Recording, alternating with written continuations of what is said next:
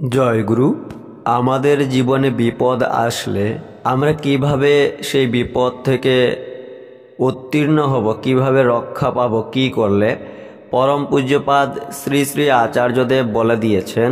ছোট্ট ভিডিওটি শেষ পর্যন্ত দেখবেন এবং শেয়ার করবেন যাতে সবাই এই অমৃতময় গুরুত্বপূর্ণ তথ্যগুলি জানতে পারেন। এবারে বিস্তারিত শ্রী শ্রী আচার্যদেব বলেছেন, আমাদের জীবনে বিপদ আসে, আমরা যদি বিপদ ভুলে তাকেই চিন্তা করি, অর্থাৎ আমরা যদি বিপদ ভুলে ঠাকুরকেই চিন্তা করি, কায়মনোবাক্যে তাঁতে সম্পূর্ণ আত্মসমর্পণ করি, তখন বিপদে আমরা সহজে উত্তীর্ণ হতে পারি।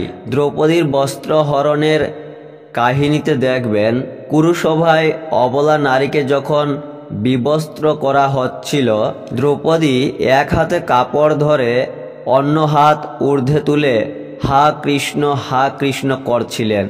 তখন কিন্তু বস্ত্রের যোগান আসেনি। যে মুহূর্তে তাঁর উপর সম্পূর্ণ নির্ভর করে দুহাত তুলে ডাকা শুরু করলেন, সেই মুহূর্ত থেকেই ঈশ্বর প্রার্থনা মঞ্জুর করলেন। বস্ত্র আর শেষ হয় না, বিবস্ত্র করা আর গেল না।